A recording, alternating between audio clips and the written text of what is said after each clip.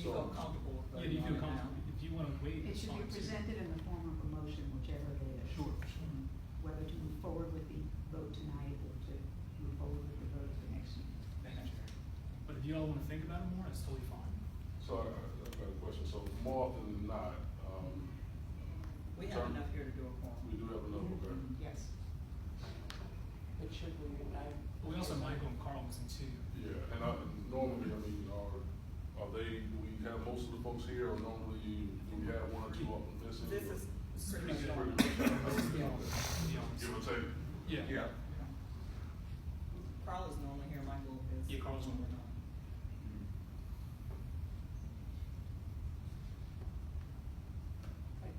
I guess I would say that I'd rather wait. Okay. I'll put Uh, that. This is a big one. It has to be a motion either way, correct? Mhm. Okay, Yes. So I move that we wait until the next meeting. Which means that Shauna, you Yeah. would continue acting, so Yes. you have to be okay with that as That's well. fine. That's fine. I just don't wanna be chair. So Robert has moved to hold Yes. off on the election until the next meeting. Is there a second? I second. Is there, as chair, you should second. Is there a second? I'll say. Happy to. Now you- All right. So motion carried to go ahead and vote next month, which will be August, at the August meeting. Yeah, so. And the next thing on the agenda is, of course, the August seventh CPAC community meeting. We have two options. One is the Grant Center and the other is the North Asheville Library, and that's just based on availability. The other centers actually had other things booked, so that was what was open to us. Time, location, and agenda is the three things that we're looking at. We normally hold the community meetings at 6 p.m. just to make it easier for people to transition there. That's smart. That's good. The agenda is usually community concerns, especially now that we have a CRO that is usually there. And the community,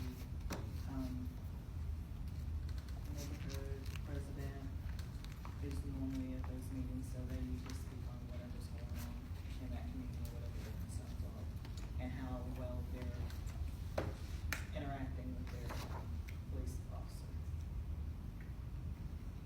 So, I guess the thing that we do need to vote on would be the Grant Center or the North Asheville location. I haven't been to the North Asheville location in a while. I know the Grant Center seats more, and it may be easier as far as location, parking wise, and for the neighborhood to get there. I think the Grant Center sounds great. Okay with me. So, all those in favor of having the August seventh meeting at the Grant Center, 6 p.m.? In favor? Any opposed? So Jerry, we'll do that on August seventh, the Grant Center, 6 p.m. All right, we'll move on to the committee member regional concerns. We'll start with you, Jerry. Actually, Chair, there was one other discussion of pushing the CPAC meeting time generally back, if you remember, for the, We do, there has been a request, to move the general meeting to 6 p.m. monthly. We've always had an issue with time as far as, participation and people actually showing up to meetings outside of an event going on in the neighborhood or in the city. We used to do 3 p.m. and the turnout was about the same. So I don't think 5 or 6 would change the turnout. It's more related to what's going on in the city as to what our turnout is generally. So does anyone have an opinion? I know some people's schedule, you kind of got it in your schedule as 5 p.m. I know that I'm going to my meeting. So does anyone have an objection to 5 or 6, or have a problem or would 6 work? I'm good either way, to be honest with you. Whatever's best for everyone. I prefer 5. Yeah, I'm good either way. I prefer 5. Same here, 5 would be my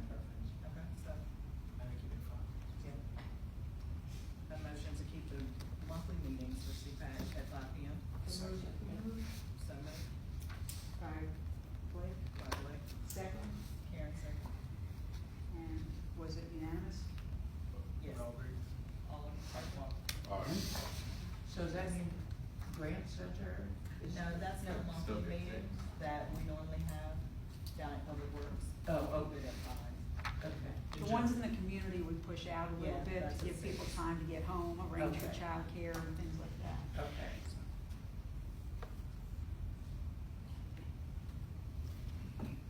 Thank you, Sean. No problem. So let's go ahead and move on to the regional concerns. Jared, let's start with you.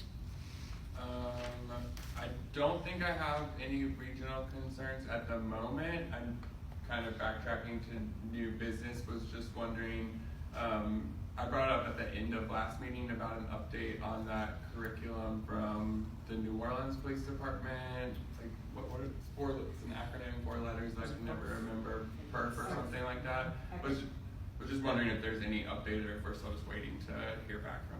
And my Yeah. apologies, I missed the last meeting. I did watch the video, but I did not see that as a point of action, so I have That's not okay. updated. I'll bring one next time. Cool. So. So you don't have I know any it's more- still in the planning. Mhm. I was just wondering if there's any update in the stage of that process, and just curious. Okay, so you'll have that for us at the August 7th? Yep. All right. Blake, any concerns your way? Yeah, just a couple things. I did finish the Citizens Police Academy. It was, I think, early June I finished it. Josh spoke, he did a great job. Gary spoke, he did a great job. I recommend everyone to do it. It's kind of like a peer view into the Asheville Police Department. It's a fantastic program. I really enjoyed it a lot. You learn a lot. You see pretty much every aspect of the APD, and everyone did a great job in speaking. You get free dinner every Thursday, and it's a 12-week long program too, so it's very immersive. But I really enjoyed it, so I recommend everyone do it. It just kind of gives you a better perspective on what these officers go through. So I really enjoyed it. So I definitely recommend that. And then someone in my community came up to me. She came to the door actually. She volunteers at the AVCCM. It's the one on 24 Cumberland Avenue. So they're asking for donations for blankets, towels, rags, backpacks. I also think they need new toiletries as well. Men's shirts, shorts, underwear. So anything you all can do to volunteer to give that back to AVCCM would be great. And Stephanie was the contact person. I think I can give you a phone number because I think she reached out to everyone in the community. Her phone number is 828-423-8153. And it sounds like it's a very good program. I've worked with them before a few years ago. They do great work in the community, so they could use any help you all can give them. So thank you. So Blake, point of Yes. clarification, was that a request through you to APD? Just me personally. Yeah, Okay. just me personally.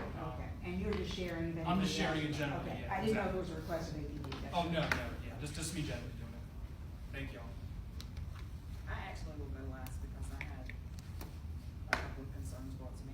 So we'll go ahead and move to you, Karen. I don't really have anything other than I did go through the police academy. Okay. Yeah, about 4 or 5 years ago, my husband and I went through it. It was great. We really did enjoy it. And the food was good. It was nice. But it was nice, just really getting a good chance to see all of the departments, and what they do within the organization. I highly recommend it too.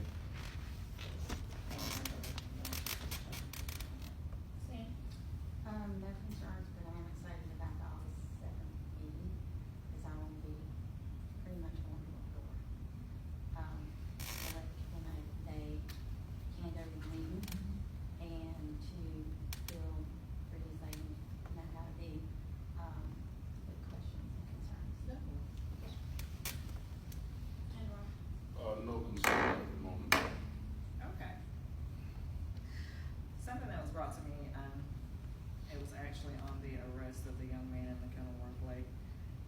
We've been having a lot of discussions about, perception. And perception sometimes overrules whatever you say or do. And the perception in the black community is if that young man had been black, he would have been at the morgue and not at 20 days and being checked in. And that's one of those things like perception. That's what made it different that he was taken into custody unscathed. What made it different, was it the training that those officers had received? Was it the fact maybe they were new officers and they were fresh and they hadn't been exposed to the culture? So that's one of those things that's the buzz in the community is, if it had it been my son, would I have been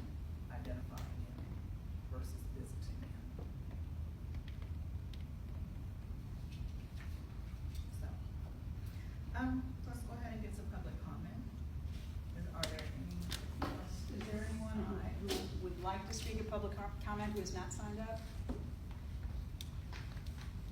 And your name is? Carol. Carol, that's right. I thought so, but, so Michael, if you'll speak, you have 4 minutes. Would you mind standing only because it's difficult for? I'm Michael Beach from Italy.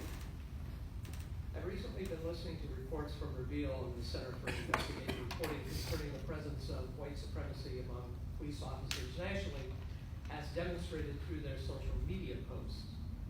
I have committed to this committee several times over the past 3 years my concerns regarding social media posting and the need to screen it on an ongoing fashion, not just simply at one time when folks are coming on board.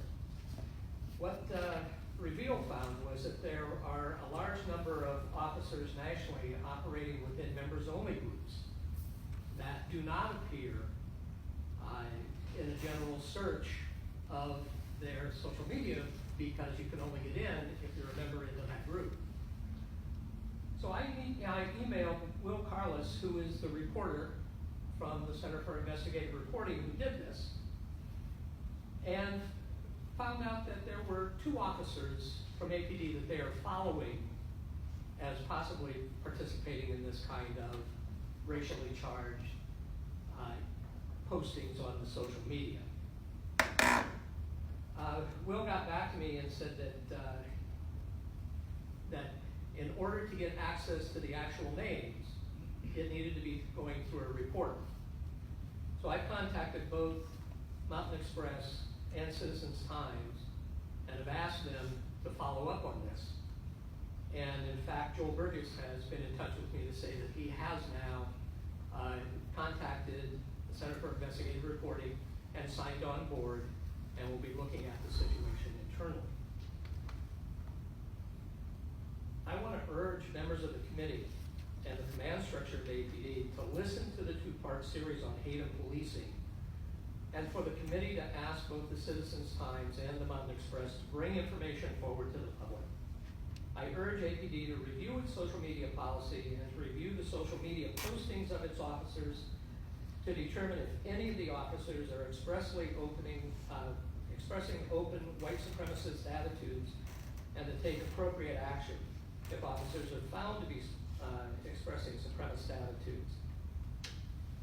Got a note from Jerry as we were passing back information back and forth about the policy, and that's great, except I want to make sure that it's not just a one-time thing when people are onboarding or at the point that they're looking at being even interviewed. It's something that needs to follow along, and especially investigating whether or not people are in members-only groups. This is a big problem that's also now appeared, perhaps you have seen it, amongst the Border Patrol, making all sorts of comments about not only the residents that they have in containment, but also government officials going down to try to find out what it is that's going on in those areas. So I think that part of what has to happen is that APD needs to really figure out a way to do a deep dive into this social media environment, and also to look at things like, are officers under their uniforms wearing any kind of clothing that is white supremacist? And that's been a problem that's been identified in social media before, that officers may have a t-shirt that has a white supremacy logo or information on it. Not Asheville that I know of, but I think it's something that also needs to be reviewed by the department. I've provided each of you with a copy of my comments, and we'll be sending you an electronic version where every one of the links that are quoted in here are workable links, and you can actually go to them and see the information. I know That is your time, Michael. Sorry. Can I ask a question now? There's no. Okay. What? No, by procedure, there's not a question and answer with public comment. It's for the I'm trying board to think of a way that you can frame it so that it's not a question. not, yeah. I have that discussion afterwards. Okay, Yeah. that's fine. Carol, you want to speak? I'm Carol Rogoff Ostrom, and for a number of years, for 7 years, served on CPAC. And I understand the conflict, so I'm not able to be here as often as I would hope, but it's good to see you. I believe there's an ongoing,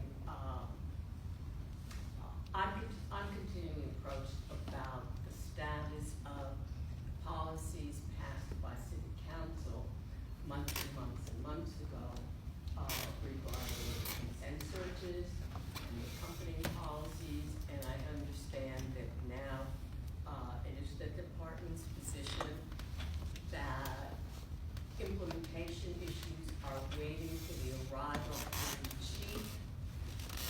I'm concerned because there have been a number of stopping points, and my recollection from all the council meetings that I attended was that there was really a policy decision, or series of policy decisions made by council, and they serve as a directive to the manager, who of course oversees the chief in our city manager form of government. So I'm still looking for an ability to go out to people in the public, in the community that might interact, to really provide accurate information in what does not seem to be continually deferring implementation of these council established policies. So some clarification from the department and clarification for CPAC and those of us who want to stay informed and engaged in the community would be very much appreciated. Thank you. Chair, if you'd like, I'd like to address just the committee in general, not any one issue. First, I will clarify as best I can on the consent search, and the department had been asked by the city manager to hold until the new chief was here. She wanted him to have an opportunity to weigh in, and so that's where that is. She did take it, as she said at the Public Safety Committee meeting, I think that was last week, that she did discuss that in the interview process with the incoming or the potential incoming candidates at that time. So I anticipate that will be something that's high on the priority once he arrives, but it is on a top priority, I know, for the city manager. In regard to your comment, and actually it ties into to Michael Beach's, I will say the police department does recognize that perception is reality. We do know that. This is a very complex issue, community relations, community policing.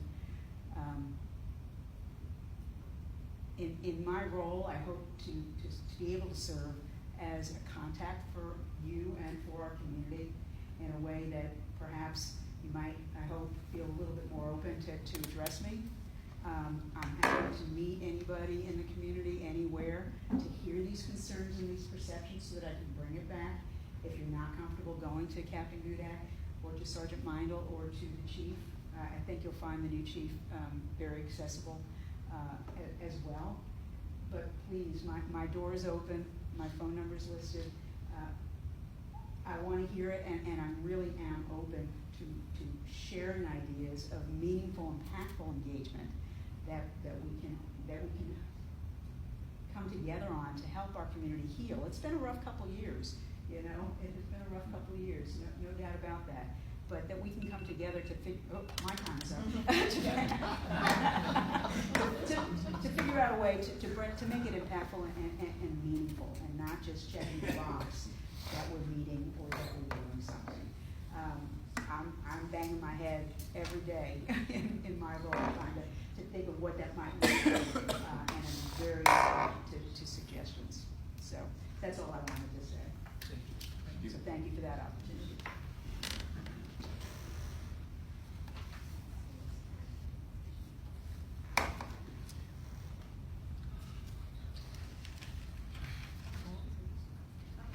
Very good question. It may not be Okay. It's not by protocol, but we can't hear that and not react to it, honestly. And not to put you on the spot, cause you just heard it. You Yes. know? So my question is just procedure, what would happen? Let me frame this right. What is by APD standards if an officer is caught engaging in racially charged statements under their own profile, under a fake profile that they can be linked to on social media, off of social media? What happens if an officer is caught, can't be proven, it's them? That was my question. Good question. So with that, I don't have the policy in front of me, so I don't want to quote the first policy, but what I can tell you, we've had situations in the past where information had come to us or information was obtained where officers or employees of the city or department had posted things that were insensitive. And the social media whole concept is something new that not just our agency, but agencies across the United States are dealing with now. A lot of questions come into play as, freedom of speech for the officer. And what we encourage our officers, you lose that ability for free speech when you come to work and you pin the badge on. So with our policy, it was crafted with the city, with the city attorney and everything else on that. And I wish I had brought a copy of the policy with me. We need to make sure we do, if we can share that policy, we can share it. It is online, and Okay. it is, if you go to AshevilleNC.gov, depending on your browser, you're either gonna get the new site or it'll take you back to the legacy site, regardless. Search police, and if you scroll down, you'll see policies, I think it says policies and reports. If you click on that, from there, you can get to all public policies. And I will tell you that, because I looked it up for Mr. Beach, it's policy number 305 is the social media policy. And it does require every officer, when posting, to follow the city's rules of conduct. So with that, I'm not gonna read it here, but we go in great detail about, with the policy, we have a department spokesperson. That person's authorized by the chief of police to designate, communicate, and or deliver information to the general public and social media on behalf of APD. So we wanna make sure, one, that if there's any information that is put out there, it's not put out there as Jerry Gudak, Captain APD. If I'm gonna put something on my social media page, no, it's Jerry Gudak, but like Christina or Jerry, whoever's monitoring and posting on our social media page, that person is designated by the department to respond on behalf of the department. We go in, we talk about social media site, rules and regulations, personal use of social media. Basically, all department members have a duty to adhere to departmental conduct and ethical requirements. Misconduct of any kind, regardless of whether it occurs on social media, is governed the department's rules of conduct. And the rules of conduct is online. We can go back and refer to that also. Department members have the right to express themselves as private citizens on social media sites. However, members will not post, transmit, or otherwise disseminate any information, videos, or images in any format that reveals privileged or confidential information obtained from employment with APD. Unless authorized to make representations on behalf of APD or give the impression of making a representation on behalf of APD. Make sure comment support being posted includes criminal conduct, threats of violence, or otherwise violates any law. Make sure comment any support of any posted disparaging any race, religion, sex, gender, sex orientation, nationality, or any other protected class of individuals. Or make any comments or posting any information that could have a substantial adverse impact on the morale, efficiency, and operations of the department. Department members are personally responsible for any content they like, publish, forward, or post to the internet and or social media sites. So we've even covered that if you hit the like button. For the safety of department members, it's recommended that sworn officers do not disclose or allude to the status as APD members on social media, and to be cautious of posts which reveal the employment of other department members within their consent. Disclosure of information that identifies an officer as an APD employee may limit an officer's ability to serve in certain undercover or sensitive assignments. And it goes on, it talks about our use of social media and everything. But I think that part I read kind of answers your question, that if something like that does happen and we have information, or if somebody calls and says, hey, this person has posted information on Facebook or Snapchat or Instagram or Twitter, I think that's all of them, I guess, I don't know. But with that, if any officer posts anything or any employee posts anything, then we're shared that information, is investigated like any other complaint that does come in. And I do know we have had officers that have received discipline over issues or corrective action over issues or things that we determine as an agency is not professional conduct, and we followed that policy. What date did that policy come on? 2018. Yeah, it was last year. 2018.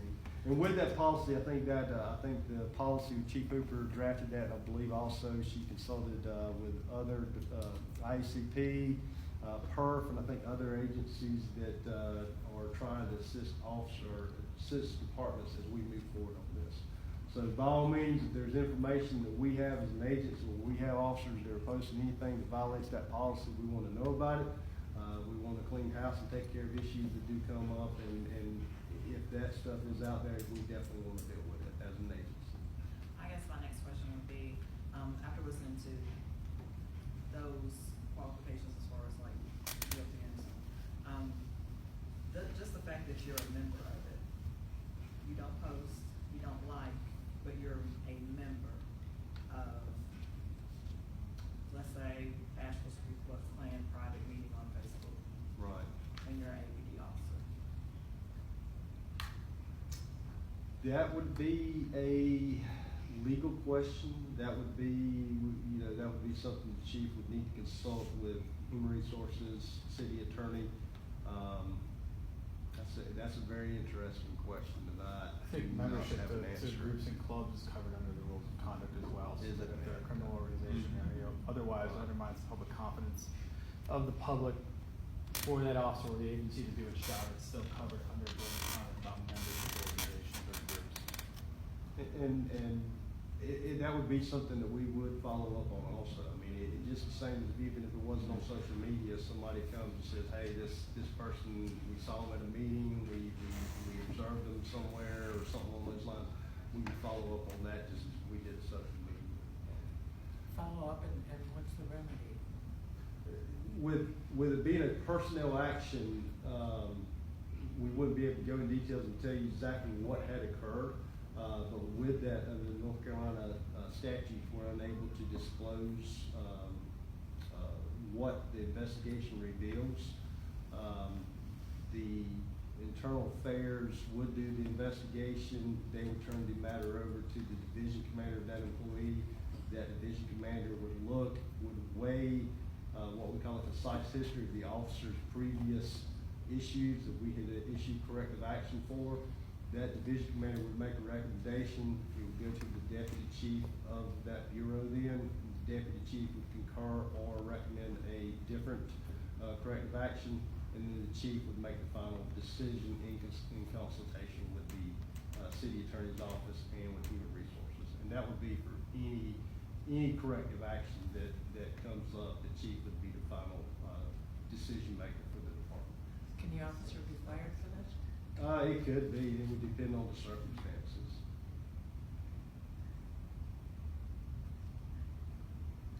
Thank you for Yeah, sharing. thank you. Yes, and I plan on definitely listening to those links. And as we have information, if there's two officers that are on this list, we definitely want to know. I don't think I can sign up to find out who they are because I'm not a reporter, but I'm curious. We take great pride in our agency. We know you mentioned perception issues, and I've always said if the perception's there, it's a reality. Whether the perception's right or wrong, and those are issues we have to deal with. And if this is a perception, there's two officers on this list, by all means, let's let us know so we can investigate internally and move forward. I'm sorry, you have to forgive me. I'm one of those people that goes in a room and forgets why. So because I don't leave the meeting on a regular basis, we did not discuss any new business. But what I would like to propose, and I don't even know if it would be correct to do so, with listening to the information that Michael brought forth, and then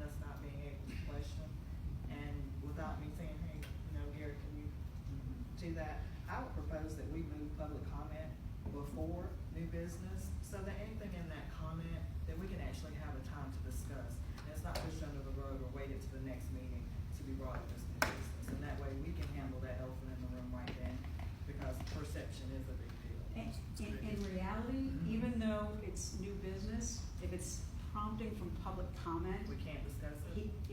not really, because we're not prepared to discuss. Okay. So that's the reason mostly for, in public setting for public comment. I mean, that's one of the reasons why there's no Q&A. We're just meant to take the information in, research, what needs to be researched, and then come back. So we can easily move the public comment, to anywhere you want. It just still would be best in most instances for us to be able Right. to research Yeah, as I opposed to understand that. answering off the fly. But like some things like that, Yeah. Gary was prepared to answer. So Exactly. with this, if it's something, and all respect to the board, if, I tell you, I need to dig into this, find out a little bit more, if the board would respect that, it's okay, that's fine, next week. And if it's something I can, and definitely can give, we knew about this, I think yesterday was when I was first brought in on it, or the day before, I can't remember. So with that, I was prepared for the questions to come up, what do we do, how do we deal with it? Other issues and things like that do come up, if you know it's something that is going to come up, if you can let Jerry know in advance, and Jerry can give me a heads up, and it's possible that we can answer that at the meeting, not to discredit it, but to give the board, the information you need to carry that back to the community members, where instead of it sitting waiting for a month. So if there isn't something that has come up and you want to address it, if you can let Jerry or myself know on the front end, and we can come in here and possibly be prepared, not to debate it, but just to give some information back on why it occurred or what our response was. So the communication, like I said last time, I think is key. Both ways, both sides, both groups working together to move things forward and being as transparent as we can. And with that, I'll be glad to answer questions, but there are going to be some times where I'm going to need a little more time to get some information, just like some things that came up last meeting. Josh was able to go and pull that information up within an hour or two, where if we knew about it in advance, we probably could have answered some of that stuff at that meeting. And like I said, by all means, you can copy Jerry, because I think y'all have that information, but if something you do not feel comfortable talking with her about, that's the purpose. You've got a member of the executive staff here to be able to pass that information on to them. Do what? Two members. Two members.